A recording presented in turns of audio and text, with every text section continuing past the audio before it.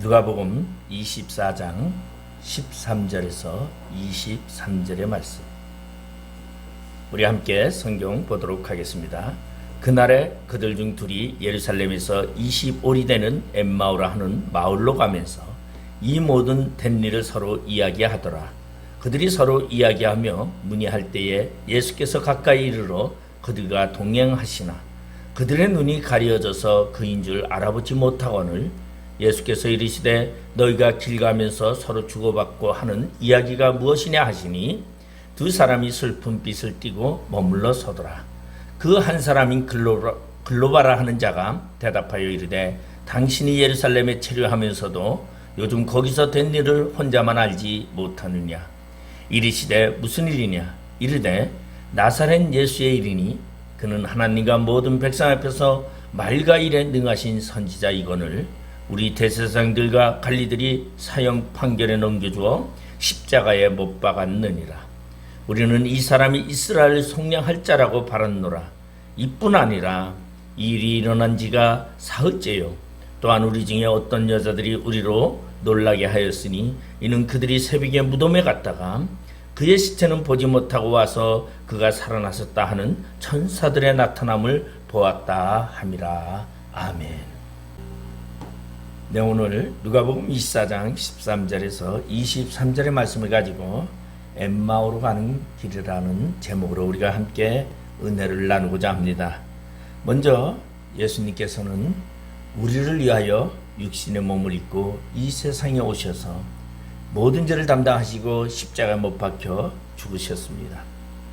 그렇게 죽으셨던 예수님은 부활하셔가지고 그리고 승천하시고 하느님 보좌 우편에 앉아 계시며 머지않아 이 세상에 다시 재림하시면서 심판주로 오시고 그리고 우리를 구원자들을 하나님의 나라에 영접하기 위해서 오늘도 하나님 보좌 옆에서 간구하고 계신다고 성경은 말씀하고 있습니다. 오늘 이 예수 부활하셔서 영원토록 우리에게 생명을 주시겠다고 하시는 이 예수님, 그 예수님인 나를 위해서 이 세상에 오셨건만은 우리는 그러한 생각과 그러한 마음이 그렇게 크게 감동되지 않는 것을 볼 수 있습니다. 이 세상에는 피해 망상증이라는 그러한 말이 있습니다. 이 말은 무슨 얘기냐 하면 한번 자신에게 닥쳤던 그 환난을 그것으로 인해서 말 그대로 어떠한 문제가 생길 때마다 그 자기가 손해보고 자기가 환난을 당했던 그것 때문에 모든 일에 자신 있게 처리하지 못하고 자신의 생각 속에서 갇혀 사는 것을 말하고 있습니다. 오늘 우리는 예수님을 믿는다고 하면서 예수로 인해서 우리의 삶이 변화된다고 하지만은 그러면서도 우리는 피해망상증을 가진 사람처럼 이 땅의 일들 때문에 이 땅에서 안 됐던 일 그리고 이 땅에서 뭔가 나에게 부족하게 나에게 피해를 주었던 그 일이 우리 뇌리 속에서 생각나면서 우리는 종종 예수와 함께 동행하면서 영광의 나라를 바라보고 성공의 길을 달려가면서도 우리는 망각하면서 우리는 종종 세상 생각에 빠져갈 때가 있다는 것입니다. 그러나 분명히 예수님은 예수를 믿는 너희는 나와 연합되었다고 말합니다. 로마서 6장 3절에서 5절의 말씀을 보면 우리 그리스도 예수와 합하여 세례를 받은 우리는 그의 죽으심과 합하여 세례를 받은 줄을 알지 못하느냐. 그러므로 우리가 그의 죽으심과 합하여 세례를 받음으로 그와 함께 장사되었나니 이는 아버지의 영광으로 말미암아 그리스도를 죽은 자 가운데서 살리신과 같이 우리로 또한 생명 가운데서 행하게 하려 함이라. 만일 우리가 그의 죽으심과 같은 모양으로 연합한 자가 되었으면 또한 그의 부활과 같은 모양으로 연합한 자도 되리라. 우리는 예수님과 연합되어진 자이기 때문에 예수가 죽으심으로 우리는 죽었고 예수가 부활하심으로 우리는 부활하여 하늘의 백성으로 우리는 됐다라는 것을 이야기합니다. 그런데 우리는 이 세상에 살면서 예수와 동행하는 예수와 연합되었다라는 것을 자꾸 잊어버리고 산다라는 것이죠. 왜냐하면 이 세상 속에서 세상의 많은 한란과 공고 때문에 우리는 종종 잊어버리고 슬퍼하면서 살아갈 때가 너무나 많다는 것입니다. 사도 바울은 예수와 연합되었다는 것을 이렇게 말하고 있습니다. 갈라디아서 2장 20절에 보면은 내가 그리스도와 함께 십자가에 못 박혔나니 그런즉 이제는 내가 사는 것이 아니요 오직 내 안에 그리스도께서 사시는 것이나 이제 내가 육체 가운데 사는 것은 나를 사랑하사 나를 위하여 자기 자신을 버리신 하나님의 아들을 믿는 믿음 안에서 사는 것이다. 사도 바울은 자신의 삶이 이제 세상 가운데서 사는 삶이 아니라 예수로 말미암아 사는 믿음 안에 사는 삶이라고 이야기를 합니다. 바로 예수 믿고 우리는 예수와 함께 연합된 우리는 이제 이 세상에서 살아가면서 나의 육신이 내 마음대로 사는 것이 아니라 내 방법대로 사는 것이 아니라 예수 안에서 산다라는 것입니다. 예수 안에서 산다라는 것은 다시 말해서 인생의 주인이 내가 아니라 예수님이라는 것을 말해주고 있습니다. 이제 우리의 인생의 삶은 내 인생의 삶이 아니라 예수 그리스도의 삶이라는 것을 우리는 생각해야 된다는 것입니다. 예수 믿고 예수 안에서 구원받은 성도는 주님과 연합된 사람입니다. 그렇기 때문에 예수님은 우리와 함께 산다고 말하고 있고 우리는 그 예수의 명령에 따라서 살아갑니다. 그렇기 때문에 우리는 이 땅에 그 어떠한 문제가 생긴다 할지라도 환난이 온다 할지라도 우리는 예수를 생각해야 합니다. 내 안에 계시는 예수님이 모든 문제를 해결해 주신다. 내 안에 계시는 예수님이 나의 인생의 모든 전반을 책임져 주시고 이끌어 간다라는 그런 믿음이 우리 안에 있어야 된다는 것입니다. 우리는 종종 우리는 이 땅에 살아가면서 우리 환경 때문에 좌절할 때가 많습니다. 우리는 이 땅에 살아가면서 우리는 나의 주변의 여건들 때문에 우리는 낙심할 때가 많다는 것입니다. 그러나 예수는 언제나 우리와 함께 하시고 우리와 연합되어 있다는 것을 말해주고 있습니다. 그러면 과연 여러분은 주님과 인격적인 만남이 있었습니까? 주님과 친밀한 교제로 동행하는 삶을 살고 있습니까? 라고 반문할 수도 있습니다. 오늘 예루살렘에서 엠마오로 내려가는 두 제자의 이야기를 우리가 보면서 나 자신을 비춰보고 나와 예수의 관계, 나와 예수의 동행이 어떻게 이루어지고 있고 나는 어떤 삶을 살고 있는지를 우리가 한번 살펴보고자 합니다. 예수님이 부활하시고 그리고 며칠이 지난 어느 날 오후에 엠마오로 가는 두 제자가 있었습니다. 그들은 예수님이 부활하시고 그들을 찾아오셨는데도 그들의 눈에는 예수가 보이지 않았습니다. 주님을 알아보지 못했습니다. 그들은 도리어 불신앙으로 눈이 어두워졌고 그리고 예수님께서 그들에게 성경을 풀어줄 때에도 그들은 알지 못하다가 그들의 영안이 뜨였을 때 그들은 예수님을 알아보게 되었다는 것입니다. 바로 우리 인생의 삶 속에서 예수가 나와 동행하고 예수가 나와 함께 걸어간다는 것은 영안이 열린 자만이 발견할 수 있다는 것을 우리는 생각해 볼 수 있습니다. 우리 눈이 전부 다 밝아져서 예수와 동행하는 주님이 나와 함께 한다는 것을 여러분 알게 되기를 바랍니다. 그러면 주님과 동행하는 그러한 삶을 살 때에 우리는 주님과 친밀하게 교제하고 그리고 주님과의 인격적인 만남 속에서 우리는 주님을 알 수 있다는 것입니다. 그러면 엠마오로 가는 두 제자의 오늘 이 모습을 우리가 한번 살펴보도록 합니다. 오늘 본문 13절 14절에 보면은 그날에 그들 중 둘이 예루살렘에서 20올이 되는 엠마오라 하는 마을로 가면서 이 모든 된 일을 서로 이야기하더라. 예수님께서 부활하신 날 새벽에 막달라 마리아와 몇 사람의 여자들이 예수님의 시신에 향품을 바르기 위해서 예수님의 무덤을 찾아갑니다. 여자들은 무덤 문이 열려있는 것을 보고 그리고 무덤 가까이 갔더니 무덤이 비어있는 것을 보게 되었습니다. 그리고 그 무덤 안에는 찬란한 옷을 입은 한 천사를 만나게 되는데 천사들은 예수님께서 말씀하신 대로 다시 사셨다라고 여인들에게 이야기합니다. 그리고 이 여인들은 제자들에게 달려가서 이 모든 사실을 이야기합니다.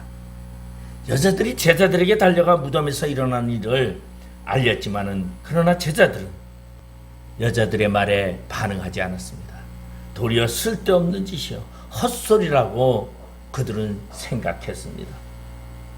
베드로와 요한은 예수님의 이 여자들의 말을 듣고서는 무덤으로 달려가기 시작을 합니다. 도저히 믿을 수 없는 그 사건을 확인하기 위해서 베드로와 요한은 말 그대로 무덤을 향해 달려갔는데 여자들의 말대로 무덤은 비어 있었습니다. 그렇다고 베드로가 부활하신 예수님을 믿었습니까? 그렇지 않았다라는 것이에요. 베드로도 역시 예수님의 부활을 믿지 못하고 이상히 여기며 집으로 돌아갔다라고 성경은 이야기하고 있습니다. 예수님께서 사망 권세를 깨뜨리고 부활하셨지만 제자들은 믿지 못했습니다. 예수님의 부활을 믿지 못한 그들은 무덤이 열려 있고 무덤이 비어 있는 것을 이상하게만 생각했다는 것입니다. 그리고 그들은 좌절에 빠질 수밖에 없었고 낙심할 수밖에 없었습니다.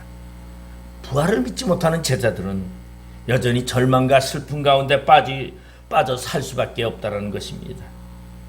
그 중에 오늘 엠마오로 내려가는 두 제자가 있는데 이 제자들도 예수님의 부활을 믿지 못하고 그리고 그들은 낙심 가운데서 예루살렘에서 그들은 엠마오로 가고 있었습니다. 이들은 어디에서 온 자들일까요? 아마 추측하건대 이들은 예수님이 갈릴리에서 복음을 전할 때에 아마 예수님을 따라 나섰던 그러한 제자들이었습니다. 그리고 예수님이 예루살렘에 간다고 그들은 의기양양하게 그 예수님과 무엇인가 왕으로 등극한다라는 생각 속에서 그들은 예수님을 따라 예루살렘까지 왔을 것입니다. 그리고 유월절이라는 그 절기를 통해서 예수님은 분명히 무슨 일인가를 만들 것이라고 생각하고 자기들은 인생의 출세의 한 시점이 될 것이라고 그들은 믿고 예루살렘으로 왔습니다. 그런데 그들의 생각과는 달리 예수님은 바리새인과 서기관과 유대 지도자들과 로마 군병에 의해서 끌려가 십자가에 못 박혀 죽는 처참한 사실을 그들은 발견하게 됩니다. 그리고 예수님이 무덤에 들어갔지만 부활했다는 소리도 들었지만 그들은 낙심하여서 이제 고향을 가기 위해서 예루살렘에서 11km 떨어져 있는 엠마오로 내려가는 중이었습니다. 그 중에 한 사람이 바로 성경은 글로바라고 소개하고 있습니다. 물론 이 글로바라는 사람은 어떠한 사람인지 누군지는 정확히 소개되어 있지는 않습니다. 그러나 우리가 추측해 보면 예수님의 제자 70인 중에 한 사람이었던 것을 우리는 알 수가 있습니다. 예수님의 제자 70인이 아마 제가 생각할 때는 이 당시에 예수님이 예루살렘을 간다고 하니까 아마 성공하러 간다고 하니까 왕이 등극하러 간다고 생각하고 아마 대다수의 제자들은 예수님을 따라 예루살렘으로 쫓아왔을 것입니다. 그런데 그 예수님 자신의 생각과는 동일하지 아니하게 맥없이 힘없이 잡혀서 정 한 번만 해보지 못하고 십자가에 달려 돌아가신 것을 보고 이 제자들은 실망할 수밖에 없었습니다. 그래서 그 실망을 자신의 인생의 슬픈 빛을 띠고서 그들은 엠마오로 내려가게 됩니다. 그러고서 그들은 내려가면서 두 제자가 서로 이야기를 합니다. 14절에 보니까 이 모든 된 일을 서로 이야기하더라.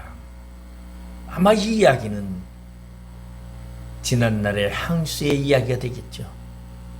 우리는 예수님을 따라서 이렇게 왔는데 예수님이 이렇게 우리가 쫓았던 그 예수님이 이렇게 맥없이 돌아가시더라. 아마 그러면서 그들은 절망 가운데서 슬픔 가운데서 자신의 지나온 과거를 생각하면서 서로 이야기를 합니다. 그러할 때에 15절에 보면 그들이 서로 이야기하며 문의할 때에 예수께서 가까이 이르러 그들과 동행하시니 좌절과 슬픔 가운데서 낭만하여 고향으로 돌아가는 그들의 길에 예수님이 찾아오게 됩니다. 여러분, 우리의 삶 속에 내 생각대로 되지 않는다고 생각할 때에 예수님은 언제나 찾아오십니다. 저는 창세기에 보면은 야곱이 약복강에서 모든 사람을 다 보내고 처자식을 보내고 두 때로 나누어서 보내고서 자기 홀로 남았을 때에 하나님은 그 야곱을 찾아오셨습니다. 내가 낙마하고 실패하고 나 홀로 남았다고 나를 돕는 자가 없다고 생각할 그때에 바로 예수님은 찾아오고 계신다는 것입니다. 낙심의 길에서 고향으로 가는 그 길, 여러분 고향으로 가는 길은 금이 한양의 길이 되어야 되는데 슬퍼하면서 내려가는 그 길은 인생의 좌절감이 담겨있는 그 길이라는 것입니다. 내 생각대로 내 삶 속에 내 뜻대로 되지 않는다고 생각하고 좌절하는 그때에 예수님은 우리를 찾아오시고 우리와 함께 하신다는 것입니다. 여러분 나에게 힘든 일이 있습니까?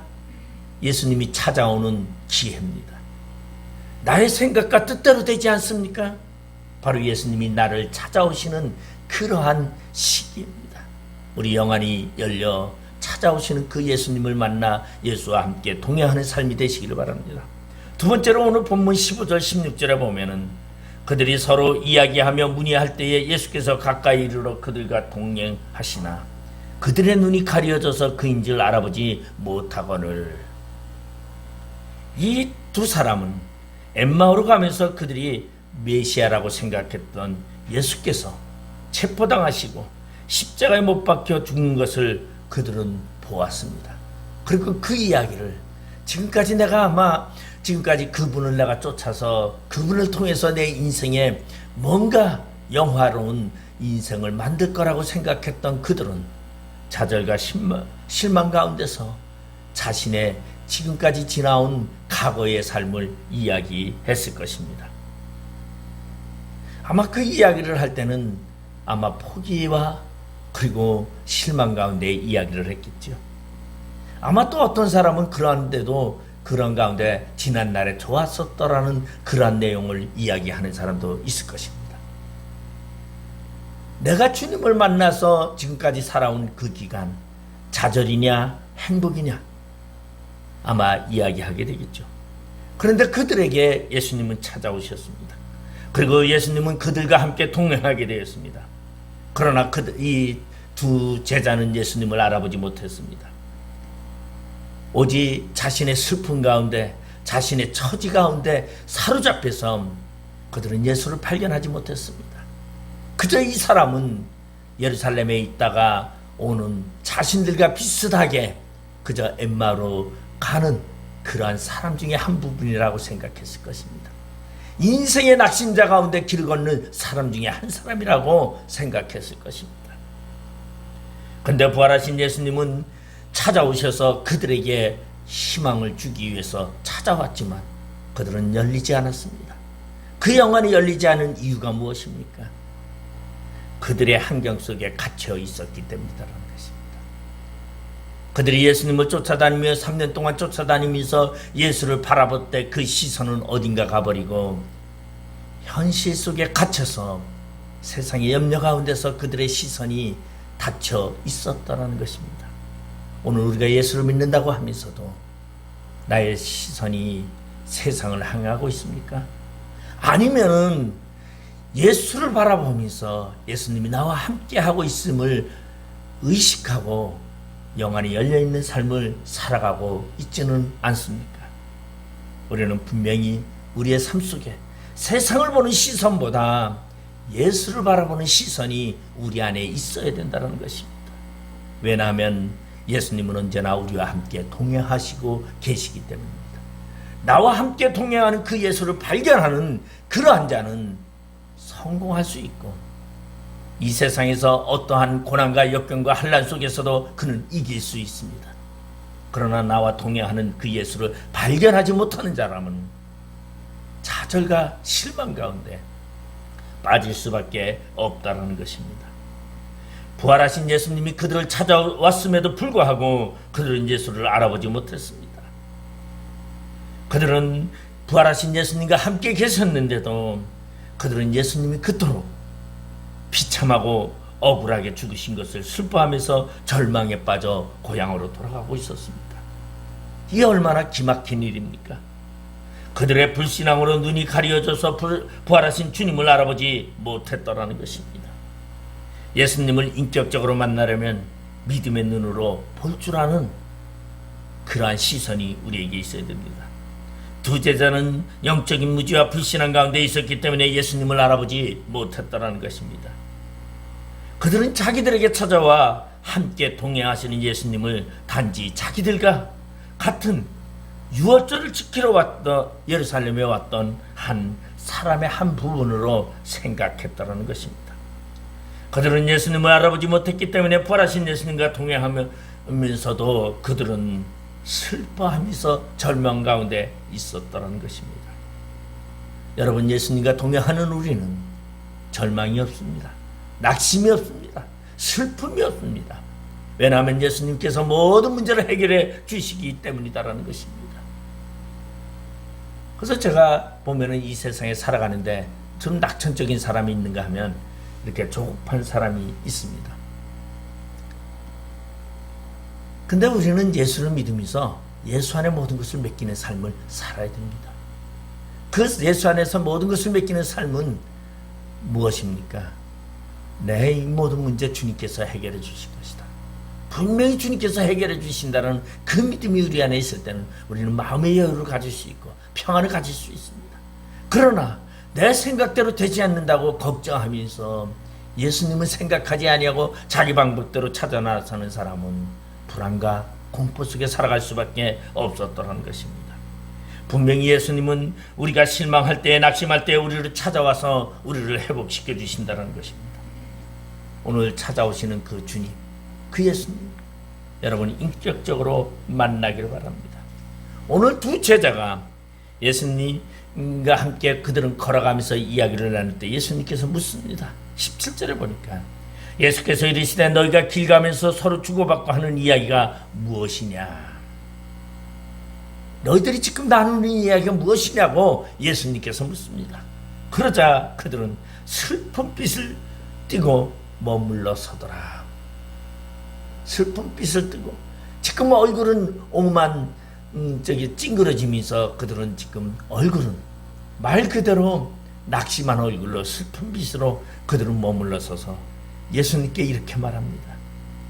아니 당신 예루살렘에 있으면서도 요새 거기 예루살렘에서 일어났던 일을 알지 못합니까? 아마 인생에 있어서 이들은 자신들이 따랐던 그 예수가 십자가에 죽는 그 엄청난 간격을 보고 그들은 크게 충격을 받았을 것입니다. 실망도 했을 것입니다. 아마 그들의 인생 속에서 가장 힘든 모습을 그들은 바라봤을 것입니다. 자신들의 꿈과 소망이 다 무너지는 그러한 환경을 체험했을 것입니다. 자신들의 인생에서는 그 사건이 자신의 인생의 최고의 엄청난 사건이었습니다. 왜냐하면 자신의 꿈들이 다 날아가는 사건이었습니다. 자신들이 지금까지 꿈꾸면서 예수님을 쫓아 예루살렘까지 쫓아왔던 그들의 모든 소망은 말 그대로 꿈결과 같이 다 날아가 버린 그러한 삶이었습니다. 자신의 인생 속에서 최고의 충격적인 사건이었습니다. 그런데 당신은 그 사건을 모른답니까? 오늘 두 제자는 예수님께 그렇게 말합니다. 예루살렘에 체류하면서 거기서 된 일을 혼자만 알지 못합니까? 이렇게 성경은 이야기하고 있어요. 도대체 당신은 어디서 온 사람입니까? 이 땅의 사람이 맞습니까? 아니면 저 하성에서 온 우주인입니까? 예루살렘에 크게 일어났던 이 소동을 당신은 왜 알지 못합니까? 아마 이 말을 할 때에 이 글로벌하는 이 사람, 이 제자가 예수님께 이 말을 할 때에 그는 이 말을 그냥 지나가는 이야기가 아니었을 것입니다. 그의 가슴 속에 절절히 찾아오는 그 낙심과 실망을 표현으로 나타낸 것이라고 저는 생각합니다. 우리가 어떤 일을 만났을 때에요, 아주 큰 일을 만났어요. 나에게 큰 충격이 됐어요. 그런데 그때 같이 있었는데 당신은 그걸 모릅니까? 그렇게 말할 때는 뭐죠? 섭섭하다라는 얘기죠. 나는 이러한 충격을 받았는데 당신은 그것도 알지 못하고 있다는 것은 같은 인생의 길에서 충격적이었다는 것입니다. 오늘 여기에 나와 있는 글로바라는 이 제자는 자신의 인생 속에 엄청난 충격을 받은 것을 분명히 성경은 표현하고 있습니다. 여러분, 예수를 믿으면서 우리는 엄청난 충격을 받을 때가 많이 있습니다. 제가 지난주에 이렇게 이제 우리 형사 재판을 받았죠. 우리 기도회에서 걸려가지고 그래서 재판을 받았는데, 그래서 사실은 그 재판을 받고서 벌금 200만 원을 받고서는 우리 4명의 목사님이 전부 다 항소를 했어요. 그래서 고등법원으로 지금 이제 항소를 했는데, 그 200만 원이 작아질 기미는 거의 없다고 제가 법 쪽에 있는 사람들에게 물어보니까 그렇게 이야기를 하더라고요. 근데 저는 그래도 걱정을 하지 않습니다. 왜? 아니, 내가 주를 위해서 예수 안에서 기도하다가 기도에 참석했다가 걸렸는데 주님께서 다 모든 문제를 아름답게 해결해 주겠지. 그런데 반면에 어떠한 분은 그것이 낙심이 되어가지고, 그래서는 그게 큰 충격이에요. 물론 200만 원이라는 돈이 작은 돈은 아니죠. 200만 원을 가지고 뭘 해도 한참 음식을 사 먹어도 한참 사 먹을 수 있고, 내가 좋은 일에 쓸 수도 있는데 그걸 벌금으로 낸다는 건 쉬운 것은 아니겠죠. 그런데 그것 때문에 낙심을 해서, 교회 예배, 정규 예배에는 모이지 말아야 되겠다. 좌절 가운데서 빠진 것입니다. 저는 그러할 때에 그 사람은 무엇을 받느냐? 돈 200을 받다라는 것이, 환경을 받다라는 것이에요. 물론 200만 원 큽니다. 저도 200만 원 크죠. 한 달 동안 벌어도 200만 원은 못 버리고, 제가 뭐라도 그렇게 벌 수 있는 돈은 아니겠지만, 그렇지만 아무리 크다 할지라도 예수를 바라본다면은, 예수를 바라보는 시선 속에서 200은 아무것도 아니다라는 것이, 우리의 시선이 어디에 있느냐는 거죠. 오늘 글로바라는 사람은 자신의 시선이 예수께 있었던 것이 아니라 자신의 출세욕에 있었고, 예수를 따르는 그 목적이 자신의 성공에 있었다라는 것입니다. 오늘 우리는 그러한, 비록 내가 예수를 통해서 성공의 길을 간다고 할지라도 예수님은 우리를 찾아오시고 우리와 동행하시고, 우리가 좌절하고 낙심할 때도 예수님은 우리와 동행하신다는 것입니다. 예수님이 체포당하시고 왕이 된 것이 아니라 도리어 체포당하고 십자가에 못 박혀 죽었었다는 것은 도저히 이 2명의 제자는 이해할 수 없는 사건이었습니다. 예수의 죽으심은 그들의 소망과 기대를 완전히 산산조각 부숴버리는 그러한 사건이었습니다. 글로바라는 사람은 예수님께 당신이 예루살렘에 체류하면서도 거기서 된 일을 혼자만 알지 못하느냐, 체념하는 이러한 이야기를 했습니다. 체념은 무엇을 말하고 있습니까? 낙심의 최고점입니다. 절정에 이르렀다는 거죠. 그래도 예수님은 찾아오신다는 것입니다. 우리가 힘들고 어려워도 예수님은 오늘 찾아오십니다. 오늘 누가는 이 구절에서 반어법을 사용하고 있습니다. 다시 말해서 반복적으로 표현하고 있습니다. 여러분, 우리의 불신앙을 나타내지 마시고, 예수님이 언제나 어떠한 조건 속에서도 내가 제약 가운데 거한다 할지라도, 악의 골짜기를 지난다 할지라도 예수님은 나와 동행하고 계심을 믿는 믿음의 영안이 열리시기를 바랍니다. 그러면 우리와 동행하시는 그 예수는 누구십니까? 오늘 본문 19절에 보면, 이르시되 무슨 일이나 이르되 나사렛 예수의 일이니 그는 하나님과 모든 백성 옆에서 말과 일에 능하신 선지자이거늘. 오늘 글로바라는 제자와 이 다른 한 명의 제자는 예수를 바로 알지 못했습니다. 예수를 이렇게 표현합니다. 그는 하나님과 모든 백성 앞에서 말과 일에 능하신 선지자입니다라고 이야기를 합니다. 이 이야기는 당시의 유대인들의 모든 생각과 동일했던 것입니다. 그들은 예수를 하나의 선지자의 한 부분으로 생각했습니다. 그런데 그래도 그들은 이야기를 하면서 이런 말을 합니다. 21절 상반절에 보면 우리는 이 사람이 이스라엘을 속량할 자라고 바랐노라. 이뿐 아니라 일이 일어난 지가 사흘째요. 이스라엘을 속량할 자라는 것은 무엇입니까? 메시아라는 얘기입니다. 우리는 그가 유능한 선지자요 하나님의 선지자로서 말과 일로 능하신, 일로 능하다라는 것은 뭐죠? 독립을 하고 나라를 바로 세우고 다윗과 같은 그런 왕국을 다시 세우는 그런 하나님의 선지자요. 그리고 그는 이스라엘을 속량할 자 구원자라고 그들은 표현하고 있습니다. 그들은 예루살렘의 왕이 될 줄 알았던 그 예수가 맥없이 죽는 그 모습을 바라보면서 그들은 좌절하고 실망했습니다. 여러분, 나는 예수를 믿노라 하고 예수의 뜻 안에서 나는 예수의 이름을 가지고 나가 외쳤지만은 맥없이 잡혀갈 때가 있고, 예수가 나를 구원하지 아니하고 맥없이 내가 악한 자들에게 볼모가 될 때가 있다는 것이에요. 그때 낭망하지 마십시오. 그럴 때도 예수님은 우리와 함께 계시다는 것이에요. 예수님은 언제나 우리와 함께 하시며 우리가 낙심하고 힘들 때에도 같이 동행하시는 분이다라는 것입니다. 절대 좌절하지 말고 믿음의 눈으로 우리는 바라봐야 합니다. 그런데 오늘 두 제자는 말은 잘합니다. 말은 예수에 대해서 이렇게 이러합니다. 속량할 자입니다. 그는 선지자입니다. 일에 능한 자입니다. 말에 능한 자라고 이야기하지만 그들의 마음은 믿지 않고 있었다라는 것입니다. 오늘 우리는 다윗과 같은 왕국을 그들은 현실에서 만들어주는 그 예수만을 바라봤습니다. 그들의 내면에 영적으로 다가오는 그 예수를 발견하지 못했다는 것입니다. 오늘 예수를 믿노라고 하면서도 우리는 우리의 육적인 문제를 해결해 주기만을 바라는 그 예수만을 바라보지 마시고 내 안에서 함께 동행하시며 내 영적인 문제를 함께 해결해 주시는 그 예수를 바라보시기를 바랍니다. 분명히 예수님의 시체는 없었습니다. 무덤에 없었습니다. 예수님은 분명히 부활하셨습니다. 글로바는 자신의 입으로 복음을 전했습니다.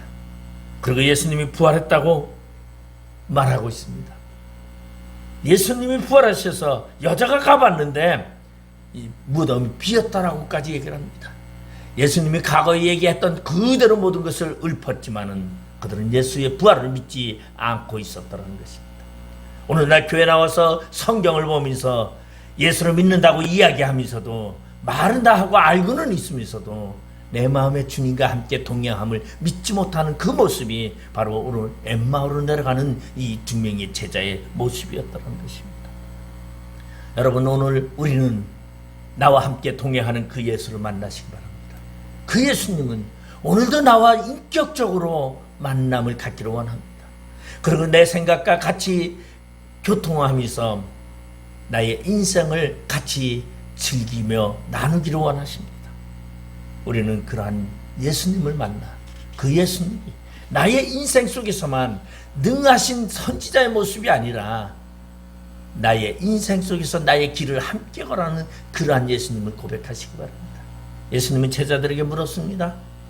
세상의 사람들은 나를 누구라고 하더냐? 누구는 선지자라고 합니다. 엘리야라고 합니다. 이야기를 하지만 그러면 너희는 나를 누구라고 하느냐? 그때 베드로는 이렇게 고백합니다. 주는 그리스도시요 살아계신 하나님의 아들이니라고 말합니다. 바요나 시모나 내가 복이 있도다. 이를 알게 한 자는 하나님이라고 얘기합니다.